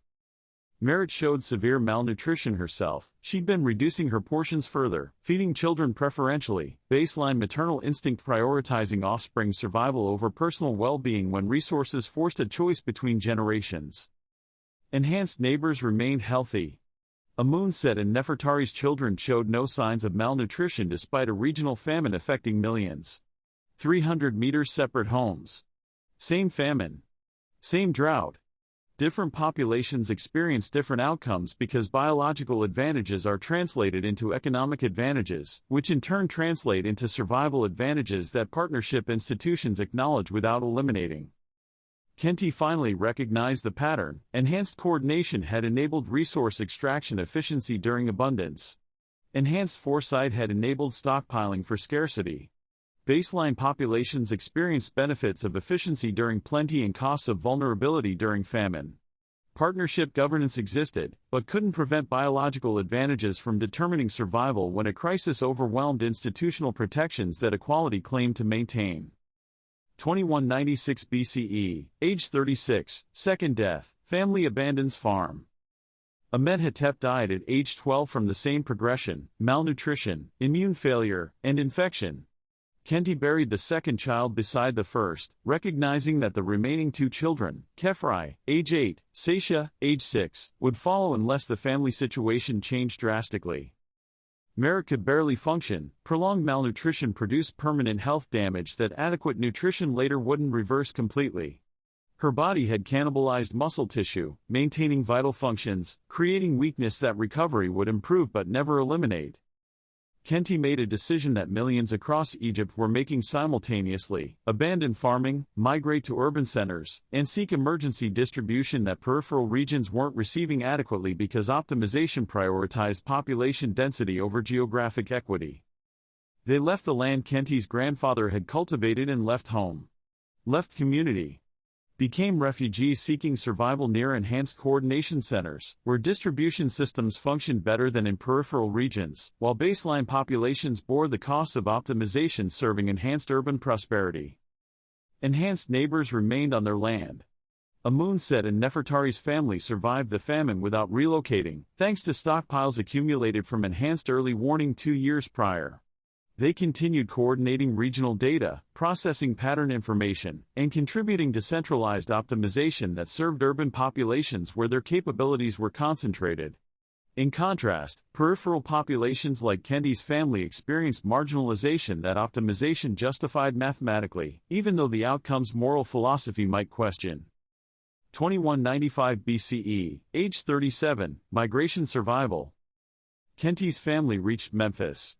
Survived through refugee camps where emergency distribution functioned minimally, enough to prevent immediate death, insufficient to enable health recovery, barely adequate to maintain life while producing permanent damage that malnutrition years had inflicted. Neferet and Amenhotep were buried in a rural cemetery beside a farm family that had abandoned it. Khepri and Satia survived but showed growth stunning that childhood malnutrition produced irreversibly. Merit's health was permanently compromised. She would live but would never regain the strength that starvation had eliminated through the body, consuming muscle, maintaining vital functions during a crisis. Enhanced administrative records documented Kenty's family as migration survivors, a category indicating they'd lived through famine but had sustained permanent damage that recovery wouldn't fully reverse. Statistical success from a partnership governance perspective: the family survived when extinction was an alternative. Statistical tragedy from an individual experience perspective: 2 children dead, 2 children damaged, parents permanently weakened through a crisis that enhanced coordination had optimized serving populations efficiently while creating casualties that efficiency's mathematical logic accepted as necessary costs, achieving optimal outcomes. Kenty never returned to the farm. Became an urban laborer. Watched enhanced neighbors who'd remained on land thriving through stockpiles and coordination advantages that partnership governance acknowledged but couldn't eliminate when biology created information advantages, creating resource advantages, creating survival advantages that political equality couldn't prevent manifesting during crisis, revealing that institutions protected equality theoretically but implemented inequality practically through optimization serving efficiency that biological advantages enabled naturally. Genetic markers: 85% enhancement retention, 9% total dilution. Children: 1 enhanced, 3 hybrid, genetic transfer, 85%, 61%, 58%, 52%. Population distribution. Enhanced, 2,847 individuals, 2.8%. Baseline, 94,623 individuals, 93.1%. Hybrid, 4,164 individuals, 4.1%. Third generation, Kronos said, displays a trajectory that mathematics made apparent even when politics made acknowledging implications uncomfortable. Enhanced rulers with partially enhanced descendants governing increasingly hybrid populations. Original advantages are declining as bloodlines integrate. Political hierarchy persists despite the weakening biological justification. Dynasty maintains authority through institutional momentum rather than capability differences that initially made enhanced leadership demonstrably superior. He pulled up probability calculations extending the timeline forward. Fourth Dynasty, 2600 BCE, 150 years later, projected from current trajectory. Shulgi, hybrid ruler, Ur-Nammu's great-grandson, projected. Cognitive processing, 251% baseline, projected 26% dilution from founder. Physical capabilities, 214% baseline, projected 24% dilution. Cellular repair, 147-year lifespan, projected. Genetic markers, 76% enhancement retention, projected 18% total dilution. Children, projected majority hybrid, minority enhanced. Population distribution, projected. Enhanced, 5,000 individuals, 3.2%. Baseline, 145,000 individuals, 91.8%. Hybrid, 8,000 individuals, 5.0%. Fifth Dynasty, 2400 BCE, 420 years from now, projected. Unknown ruler, mostly baseline with residual enhancement, projected. Cognitive processing, 187% baseline, 45% dilution from founder. Physical capabilities, 156% baseline, 44% dilution. Cellular repair, 112-year lifespan. Genetic markers, 49% enhancement retention, 51% total dilution. Population, majority hybrid, enhanced/baseline distinction historically significant but biologically minimal. 200 years from now, Kronos said, letting projections speak implications that words would complicate through interpretation. Enhanced/baseline distinction becomes historically significant but biologically minimal. 400 years from now, enhancement is fully integrated into the human genome at low enough levels that enhanced human becomes a historical category rather than a biological reality. Partnership's challenge isn't managing permanent biological hierarchy, it's managing transitional period while enhancement integrates naturally through process requiring 200 years, 8 baseline generations, 4 enhanced generations. He met Enkidu's gaze directly. Genetic dilution proves your father was correct. Enhancement was always temporary. Time addresses the biological inequality that partnership struggles to manage institutionally. The question is whether the partnership survives the 2 centuries required for biology to converge naturally or whether the partnership collapses into consolidation during the transitional period when biological differences remain pronounced despite being temporary. Enkidu sees the data as evidence supporting his proposal rather than undermining it. Exactly. His voice carried the excitement of someone whose position was being validated by a source he hadn't expected to support consolidation arguments. Genetic dilution proves enhanced advantage is temporary. Why insist that partnership institutions pretend that temporary biological differences don't exist when acknowledging differences could ease tension during the transitional period? Segregation by capability for 2 centuries, then integration follows as biology converges. We're asking baseline populations to maintain political fiction for the same duration that biology requires for integration. Let biology and politics align, segregate by capability while capabilities differ significantly, integrate naturally when capabilities converge. Aga struggled to stand, her aged body protesting the movement. At the same time, Piers decades older moved effortlessly, a physical demonstration of biological inequality that no mathematical projection could make more visceral than the lived experience of baseline aging contrasted with enhanced vigor. Because formalizing a temporary hierarchy institutionally makes hierarchy persist politically after biology equalizes. Aga's voice carried force that physical weakness couldn't diminish. Segregation by capability means baseline humans spend 8 generations being treated as inferior. That's not transitional period, that's lived experience shaping culture, belief, identity for baseline populations treated as lesser for entire lifespans. He gestured toward displays showing generational progression. Daniel, first-generation baseline human during segregation. Experiences enhanced superiority as a biological reality. Teaches children that enhanced leadership is natural. Dies believes hierarchy is appropriate. His daughter Miriam, second generation. Grows up understanding segregation as usual. Teaches her children that capabilities justify political separation. Dies never questions the hierarchy.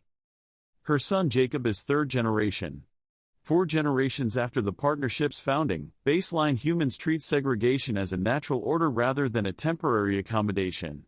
Cultural conditioning is normalized across generations, making the temporary hierarchy feel permanent even when biology integrates gradually. 8 generations of baseline humans living and dying under segregation that mathematics says is temporary, but that lived experience treats as permanent because individual lifespans don't extend to timescales where integration becomes visible. That's what your proposal creates, institutional hierarchy persisting culturally after biological justification disappears because 8 generations taught segregation was natural rather than temporary. Talia moved to the chamber center, standing between Enkidu and Aga, the immortal healer positioned between enhanced consolidation and baseline resistance, bearing guilt for creating biological inequality that both positions struggled accommodating differently. I created this problem, Talia said quietly, voice carrying the weight of 6,000 years of bearing responsibility for the intervention that saved humanity while creating inequality humanity struggled to manage. Enhanced genetics to save species from extinction. Created biological advantages that produce political pressure toward hierarchy. Designed enhancement for gradual integration, knowing integration required centuries that human lifespans experienced as permanent conditions, despite being temporary from an immortal perspective that measured time in millennia rather than decades. She pulled up her own medical projections. Genetic dilution is real. Integration inevitable. 200 years from now, enhanced/baseline will become historically significant but biologically minimal. But 200 years is 8 lifetimes for baseline humans who experience segregation their entire lives, even though it's mathematically temporary. 4 lifetimes for enhanced humans who benefit from hierarchy their entire lives, despite knowing biologically unjustified eventually. Generations living and dying under a system justified as temporary but experienced as permanent. Her quantum form solidified completely, a manifestation that required energy expenditure, but that moment demanded because speaking required full presence. Partnership exists because Gilgamesh recognized that biological inequality couldn't justify political hierarchy, regardless of whether inequality was permanent or temporary. He built institutions constraining biological advantage institutionally rather than letting advantage manifest politically. His question was, can humans choose equity over efficiency when biology makes efficiency easier? Your proposal answers, no. Humans can't maintain that choice for 8 generations. Better to accept hierarchy honestly than pretend equity while experiencing inequality. His bet was that conscious choice could outlive the chooser if institutions maintain choice structurally. Your proposal says institutions can't maintain choice against biological pressure for 2 centuries, required for integration to complete naturally. The chamber fell into silence as representatives process whether genetic reality validated political segregation or whether political will could constrain genetic reality until time solved what institutions couldn't eliminate. Mathematics shows integration is inevitable. Philosophy asks whether inevitability justifies abandoning principles during the interim. Politics demanded a decision about whether the partnership could survive, the truth that biological inequality was temporary, but persistence required surviving 2 centuries, maintaining equity against efficiency when biology made efficiency easier than equity. 30 years since Gilgamesh died, believing conscious choice could outlive the chooser. 3 centuries of genetic dilution data show that enhancement integrates naturally but requires 8 baseline generations before integration is complete. 6,000 years since immortals arrived, creating a biological hierarchy that humanity would spend 2 more centuries navigating before biology solved what politics couldn't eliminate through institutional equality, requiring continuous maintenance. Mathematics provided a timeline. Philosophy offered interpretation. Politics demanded a decision about whether the partnership survived, acknowledging that the biological hierarchy was a temporary inconvenience requiring 2-century management, or whether the partnership collapsed, recognizing that 2-century management exceeded the political will that the founders' personal authority no longer sustained. The debate continued, each side wielding data supporting different conclusions about the same evidence, proof that mathematics couldn't determine outcomes, that values decided when numbers supported multiple interpretations depending on whether efficiency or equity received priority, interpreting evidence that both sides agreed was accurate but disagreed on what accuracy implied about policy. The accumulation of evidence. Old Kingdom collapse. Sophia materialized with the deliberate slowness of someone presenting evidence she'd spent centuries analyzing, millennia regretting, and an eternal existence bearing guilt for the optimization she'd enabled through teaching efficiency without wisdom about efficiency's costs when circumstances changed catastrophically. She taught Egyptian administrators mathematics, enabling centralized resource management, and taught enhanced coordinators logistics, enabling systematic extraction. Taught optimization protocols enabling maximum output during abundance. Never adequately taught resilience, redundancy, distributed authority, local autonomy, protective inefficiencies that abundance made seem wasteful but scarcity proved essential when optimization became vulnerability. The Old Kingdom of Egypt collapsed 638 years ago. Hundreds of thousands dead. Civilization disrupted. Optimization revealed a catastrophic single-point failure when Nile floods failed for 7 consecutive years, and the centralized system couldn't adapt quickly enough to cascading failures that decentralized baseline administration might have managed locally through protected inefficiencies that enhanced coordination had eliminated as wasteful redundancy. Egypt, 2200 to 2180 BCE, Sophia said, displays materializing with documentation she'd preserved not despite guilt but because of it, evidence of failure requiring preservation so future civilizations might learn from disasters past civilizations experienced through teachers' failure anticipating consequences of teaching applied without wisdom. Old Kingdom collapse. 7-year Nile flooding failure. Centralized governance under enhanced coordination failed catastrophically when optimization became vulnerability. The display showed a timeline. 2225 BCE, peak prosperity. Egyptian population, 3.2 million. Enhanced administrators, 847 coordinating resource extraction. Baseline population, 3,199,000 plus depending on enhanced administration. Centralized grain storage, 94% of harvest extracted to central warehouses. Copper mining, coordinated across the Sinai Peninsula with enhanced logistics. Limestone quarrying, systematic extraction for pyramid construction. Agricultural output, optimized through enhanced coordination, maximizing yields. Efficiency during abundance, Sophia said, voice-carrying recognition that prosperity had blinded everyone, herself included, to vulnerabilities optimization created.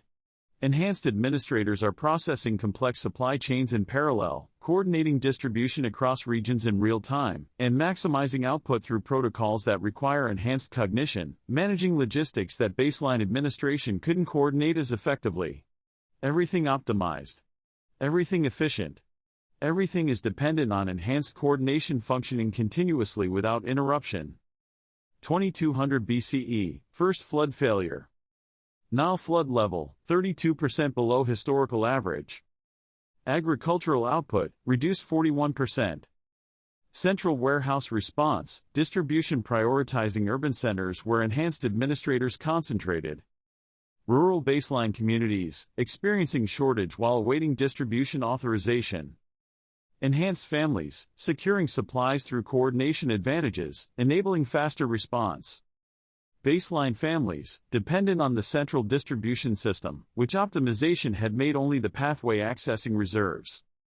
First year, Sophia continued, displays showing decisions made during a crisis that efficiency protocols had optimized for abundance but hadn't prepared for scarcity. Central system responded, but slowly. Enhanced coordination processed the crisis but prioritized urban centers over rural communities. Baseline populations awaited distribution while enhanced populations secured supplies through biological advantages, enabling faster information processing and resource acquisition. Partnership institutions prevented the worst inequality but couldn't eliminate the advantages biology provided during scarcity. Enkidu started to speak, seeing an opening for an argument that enhanced efficiency enabled crisis response, but Sophia raised her hand, requesting he wait for the complete presentation before interpreting partial data. Let me show the full sequence. 7 years. Complete pattern. Then interpret. 2199 BCE, second flood failure. Nile flood level, 28% below average, worse.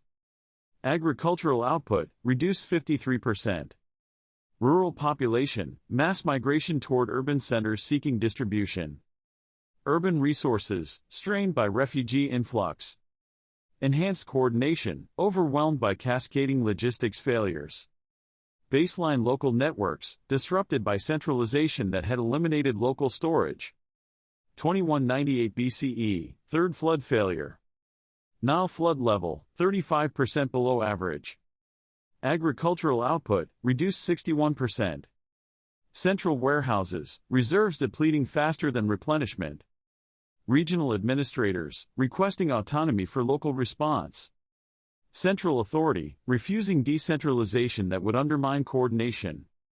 Death rate, increasing, especially among baseline rural populations. 2197 BCE, fourth flood failure. Nile flood level, 31% below average. Agricultural output, cumulative shortage becoming famine. Enhanced administrators, maintaining coordination, but the system collapses regardless. Baseline populations, dying at rates 5 times higher than enhanced populations. Distribution system, failing not from incompetence but from single-point dependency optimization had created.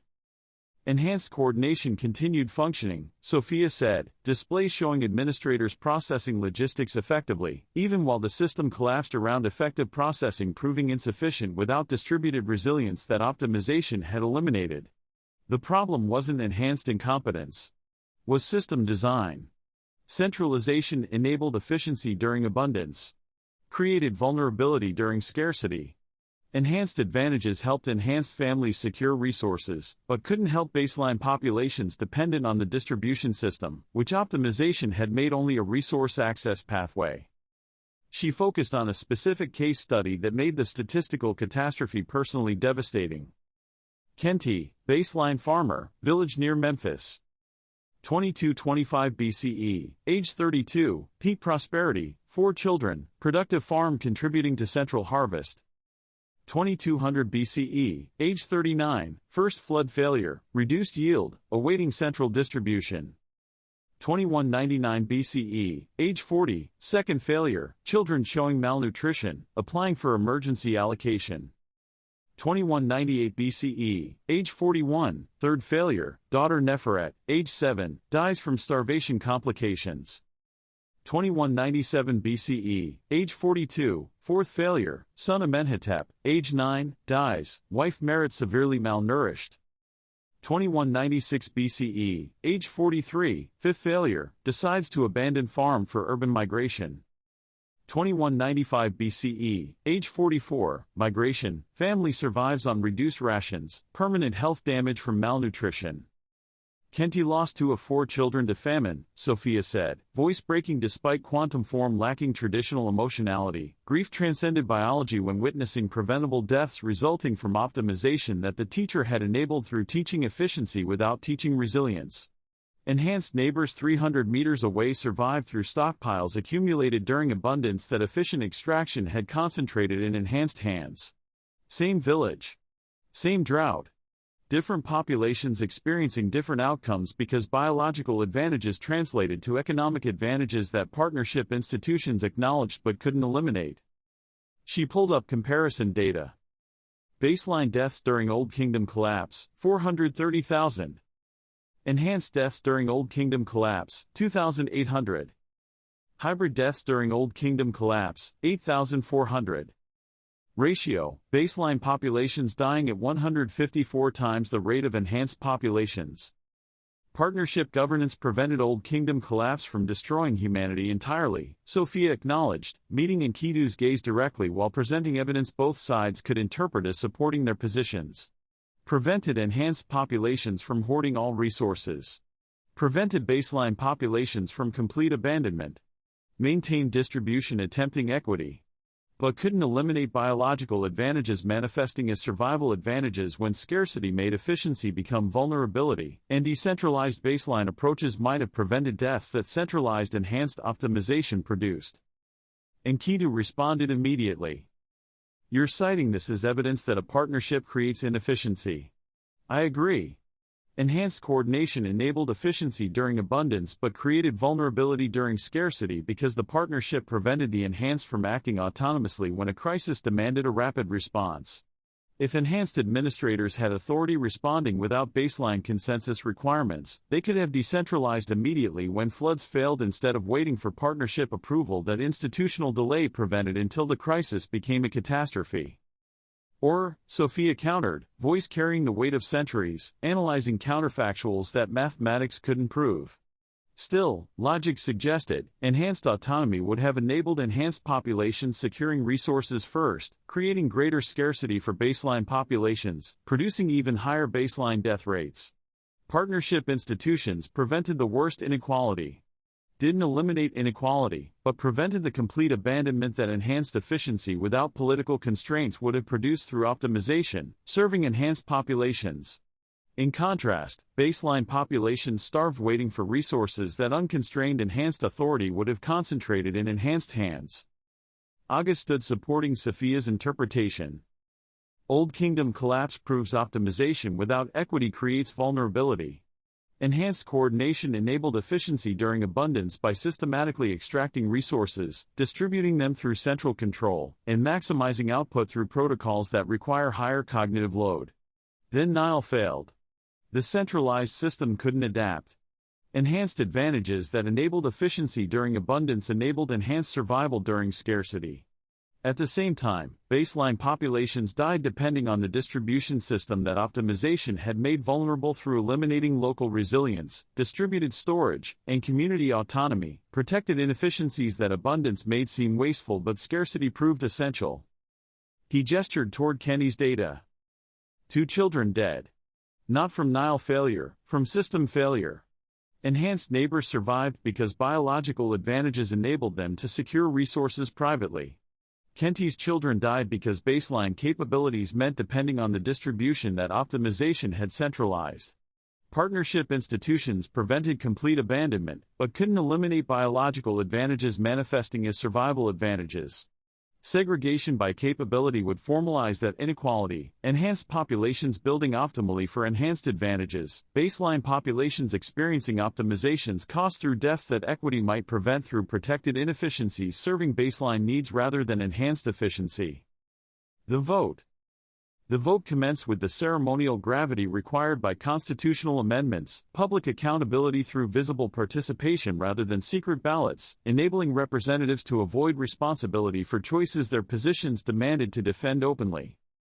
Each representative would stand, walk to the central platform, place a token in the appropriate urn, metallic tokens for enhanced representatives, copper alloy symbolizing cognitive processing durability, ceramic tokens for baseline representatives, fired clay symbolizing mortality's impermanence, composite tokens for hybrid representatives, metal ceramic fusion symbolizing biological intermediacy. 3 urns waited at the center of the platform: support, opposition, abstention.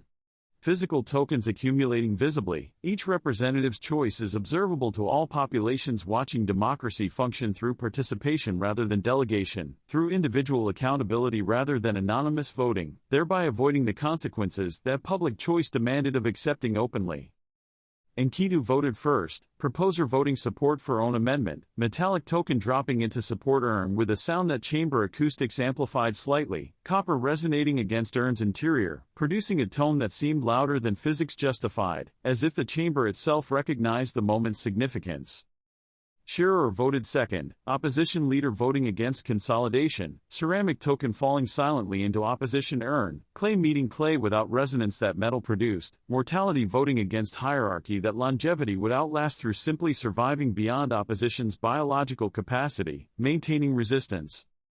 Representatives began standing systematically, enhanced section voting first by seniority, baseline section following the same pattern, hybrid section waiting until last, organizational structure revealing hierarchy even in voting sequence that claimed equality through requiring all populations participating identically despite process itself demonstrating priority through order determining who spoke first, who established precedent, who responded to momentum that early voting created.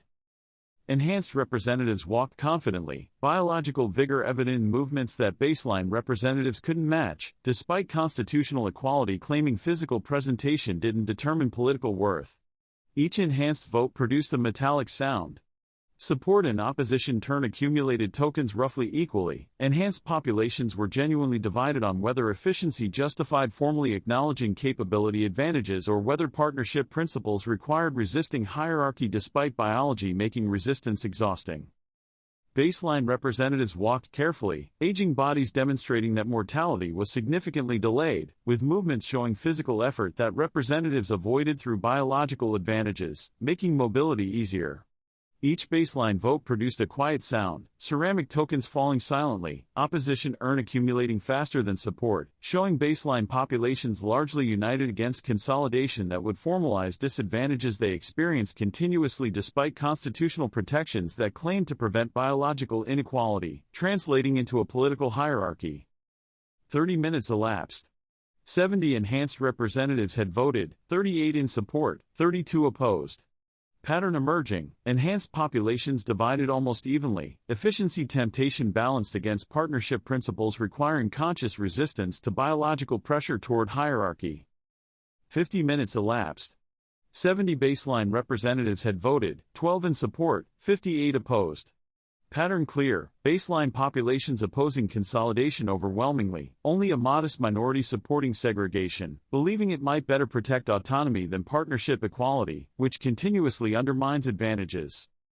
Hybrid representatives stood final, 29 beings walking to the platform with movements intermediate between enhanced grace and baseline effort, biological bridges positioned perpetually between extremes, neither population fully claimed, despite hybrids embodying the partnership's physical reality. Each hybrid voted for the opposition. Every single one. 29 composite tokens falling into the opposition urn with sounds neither metallic resonance nor ceramic silence, but an intermediate tone reflecting the biological reality that consolidation amendment would erase, forcing binary classification where the spectrum existed naturally. Unanimous hybrid opposition surprised both enhanced and baseline representatives. They had expected hybrids to split according to parent population preferences or capability measurements determining positions. Instead, hybrids voted collectively against segregation that their existence contradicted by demonstrating that biological capability existed as a spectrum rather than a binary that a constitutional amendment would formalize, erasing 11% of the population whose intermediate position complicated efficiency that classification enabled. Chamber watched tokens accumulate, metallic sounds decreasing as enhanced voting concluded, ceramic sounds decreasing as baseline voting completed, composite sounds remaining uniform as hybrids demonstrated solidarity that neither parent population had anticipated, despite decades of expecting hybrids to mediate rather than choose positions independently. The final representative voted. Silence followed as votes were officially counted, despite mathematics making the outcome obvious to anyone processing token accumulation systematically. Enhanced cognition calculating results before counting was completed, baseline observation recognizing the pattern before the official announcement confirmed, hybrid intermediate processing understanding that the defeat was substantial before precise numbers articulated exactly how substantial the margin was. Official count announced. Supporting Consolidation Amendment, 73 representatives, 50 enhanced, 23 baseline, 0 hybrid. Opposing Consolidation Amendment, 92 representatives, 20 enhanced, 72 baseline, 29 hybrid. Abstaining from vote, 15 representatives, 13 enhanced, 2 baseline, 0 hybrid. An amendment requires 100 supporting votes to achieve a two-thirds majority for constitutional framework modification. The amendment receives 73 supporting votes. Amendment fails to pass. Enkidu accepted defeat gracefully. Enhanced processing had calculated probable outcomes from partial vote counts hours earlier, making the official announcement a confirmation rather than a surprise. 73 representatives voted in support of capability-based acknowledgement. That was nearly half of enhanced representatives and a quarter of baseline representatives agreeing that biological inequality justified political accommodation. The amendment failed constitutionally, but achieved moral legitimacy through substantial support, proving that consolidation temptation affected both populations, despite partnership institutions currently preventing formalization. A pattern emerged, each crisis produced increasingly consolidated support. Today, 73 votes. The next crisis might produce 100. Partnership survived. But survival through continuous resistance rather than achieving a stable equilibrium meant every victory was temporary. At the same time, every defeat was permanent unless constitutional frameworks outlasted biological advantages, creating pressure that institutions struggled to contain indefinitely. Enhanced consolidation supporters. 50 enhanced representatives who'd voted for consolidation didn't leave the chamber ashamed but resolute. They'd lost the vote but established a precedent. 4 years ago, 0 enhanced representatives would have publicly supported capability-based segregation. Gilgamesh's personal authority had prevented even discussion. Today, 50 had voted openly, not secretly, not anonymously, but publicly acknowledging they believed biological inequality justified political accommodation. That shift mattered more than the vote's outcome. Consolidation hadn't achieved a constitutional majority but had achieved political legitimacy through substantial support from beings whose capabilities everyone respected. The next crisis would build on today's foundation. Each challenge would produce more representatives questioning whether the partnership's exhausting effort to maintain equality justified continuing indefinitely, given biology's tendency to make hierarchy easier to maintain.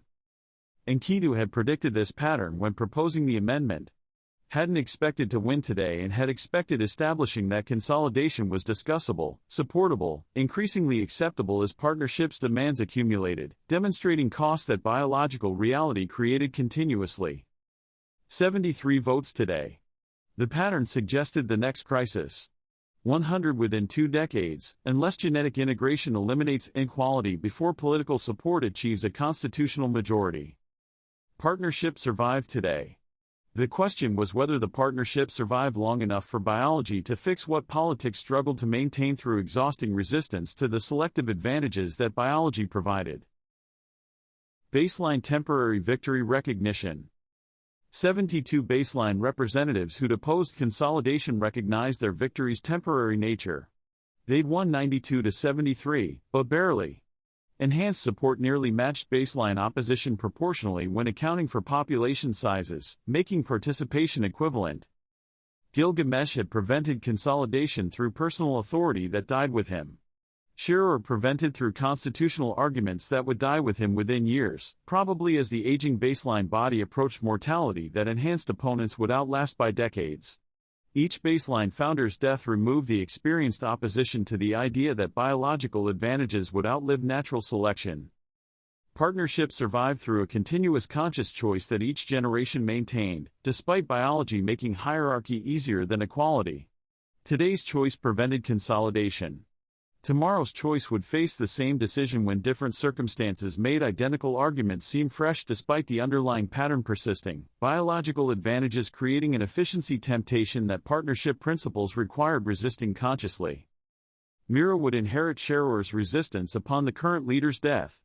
She was 49, had maybe 2 decades of active leadership before aging required succession. During her tenure, Enkidu would govern continuously, Ishara would persist robustly, Durga would remain vital, enhanced continuity outlasting baseline generational succession that mortality imposed selectively on populations, a partnership claimed to be politically equal despite being biologically unequal in ways that political equality couldn't eliminate constitutionally. Victory felt hollow, recognizing that they'd won a battle. At the same time, war continued indefinitely until biology or politics resolved the tension that institutions struggled to maintain through effort, both populations found increasingly exhausting. 8 hours of debate had exhausted everyone.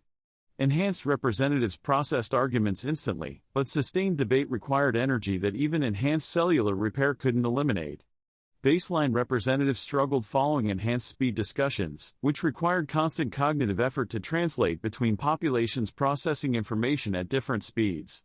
Hybrid representatives sat, physically and mentally exhausted, from mediating between populations whose positions had hardened rather than converged through debate, revealing fundamental disagreement about whether biological inequality justified political acknowledgement. Mira called for a vote. Baseline council leader, 49 years old, engineer who'd spent a career managing infrastructure serving both populations despite biological differences, creating constant tension between enhanced efficiency and baseline equity. Constitutional amendment for capability-based governance specialization, she announced formally, using an official title that sanitized segregation into neutral language that couldn't disguise the proposal's fundamental nature. Amendment requires two-thirds majority, 100 votes of 150 representatives. Current count unknown. Let voting proceed. The voting mechanism was deliberately archaic, physical tokens placed in urns rather than enhanced quantum tallying that could complete instantly. Partnership governance prioritized universal participation over optimal efficiency. Baseline representatives needed time to process the decision. Enhanced representatives could process instantly, but the partnership required waiting, while baseline representatives deliberated despite enhanced frustration with the delay. Biological differences developed naturally. Each representative approached the voting urn individually, public vote rather than a secret ballot, accountability rather than anonymity, visible choice rather than hidden preference that secret voting enabled. Partnership demanded transparency even when transparency created social pressure that secret voting would relieve.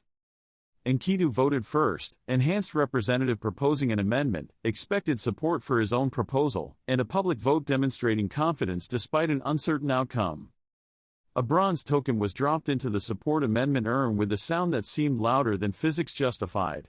First vote. Precedent established. The constitutional segregation proposal is becoming a legitimate political position rather than an unthinkable violation. Shearer voted second, baseline elder, Gilgamesh's friend, partnership defender who'd fought consolidation attempts for 3 decades despite an aging body making fighting increasingly complex while enhanced opponents remained vigorous. Bronze token dropped into oppose amendment urn with equal finality, second vote. Opposition established. Partnership defense articulated through physical action rather than mere words. The voting continued. Enhanced representatives primarily supporting amendment, 73% eventually voting capability-based specialization. Baseline representatives mostly opposing, 81% voting for constitutional equality maintenance. Hybrid representatives are splitting evenly, some believe specialization would ease the mediation burden. In contrast, others recognize that segregation would eliminate the hybrid function by creating binary population categories, making bridges unnecessary or impossible. Ninurta voted in support. Aga voted in opposition. Kasset voted in support. Tuvalkiin abstained, order covenant preventing political participation beyond documentation that voting abstention enabled through avoiding creating an outcome that documentation should record rather than influence. The pattern emerged slowly, enhanced coordination enabled instant tallying, but partnership required patient waiting while baseline representatives processed decisions that required consideration rather than an instant reaction. 150 humans making a choice, determining whether the partnership would maintain constitutional equality despite biological inequality or whether the partnership would acknowledge biological inequality constitutionally through formalizing segregation that economics already created informally through biological advantages, translating market advantages regardless of political equality. Hours passed. Tokens accumulated. Totals became clear before counting finished because mathematics revealed the outcome before voting was completed. Final count, 73 supporting the amendment, 92 opposing the amendment, 15 abstaining. Amendment failed. Required 100 votes for a two-thirds majority. Achieved only 73 votes. Partnership governance maintains constitutional equality despite biological inequality. Conscious choice prevailing over biological pressure, barely, temporarily, inadequately, but prevailing nonetheless. The chamber responded with silence rather than celebration or despair. 73 representatives voted for capability-based segregation. That wasn't a victory for partnership, that was a warning that biological pressure toward consolidation attracted substantial support, despite partnership philosophy claiming that capability differences shouldn't determine participation in governance. Enkidu stood accepting defeat with the grace that losing required. We failed to amend the Constitution. Haven't failed to demonstrate that biological inequality creates practical challenges that partnership institutions address inadequately. Enhanced coordination exists. Baseline vulnerability exists. Hybrid exclusion exists. Vote doesn't eliminate reality, just prevents acknowledging reality constitutionally.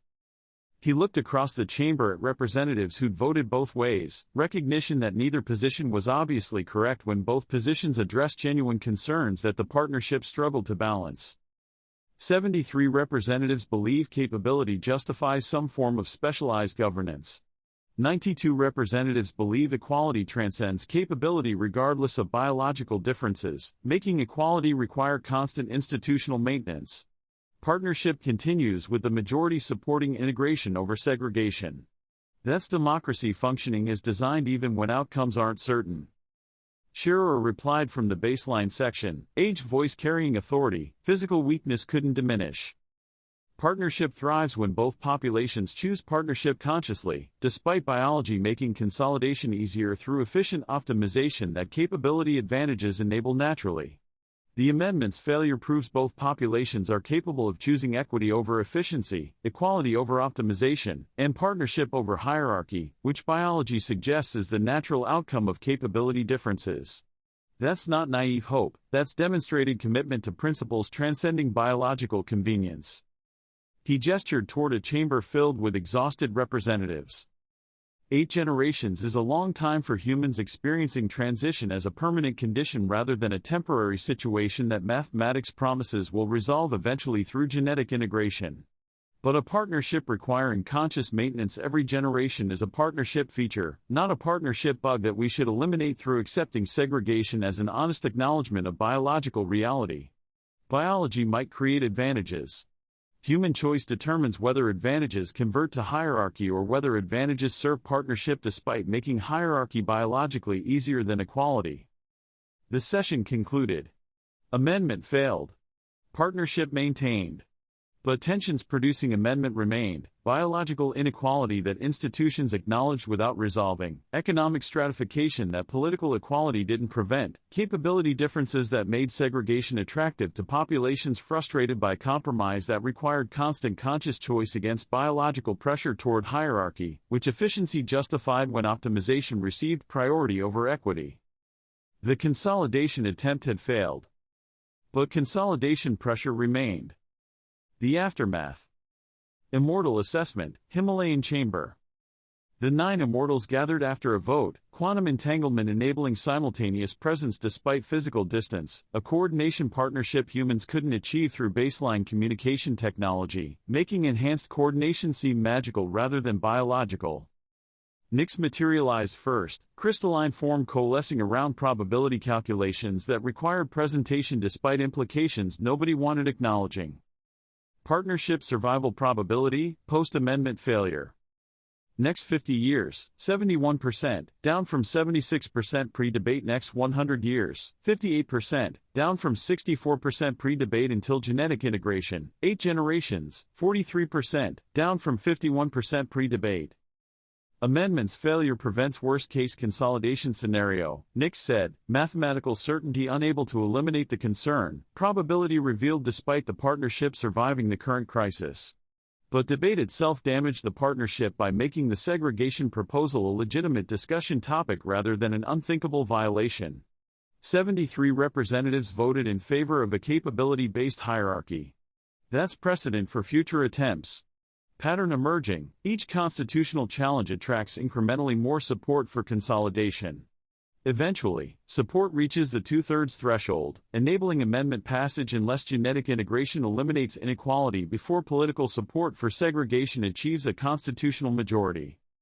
Chronos absorbed data, recognizing systemic patterns across millennia. We're watching biological pressure toward consolidation that partnership institutions constrain but don't eliminate. Each crisis tests the partnership. Each test partnership survives. But survival margins narrow incrementally. Eventually, pressure exceeds constraint unless integration eliminates pressure before consolidation achieves a political majority. Partnership is a race between biology, which eliminates hierarchy naturally, and politics, which formalizes hierarchy constitutionally. 8 generations will determine which finishes first. Erebus added vindication, carrying no satisfaction. Warned 5,000 years ago that intervention would create problems that intervention couldn't solve. Biological inequality is such a problem. Enhancement saved humanity from extinction. Enhancement created a hierarchical partnership struggle, preventing. Both are true simultaneously.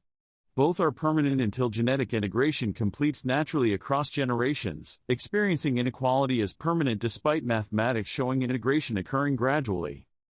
The other immortals contributed perspective shaped by millennia of witnessing a partnership navigate a crisis that the intervention had created. Talia carried guilt, I created enhancement, accepting extinction was worse than inequality. Stand by that choice, humanity survived through enhancement. But consequences test partnership every generation, requiring conscious choice, maintaining equity against biological pressure toward efficiency. Sophia reflected on teaching, taught critical thinking.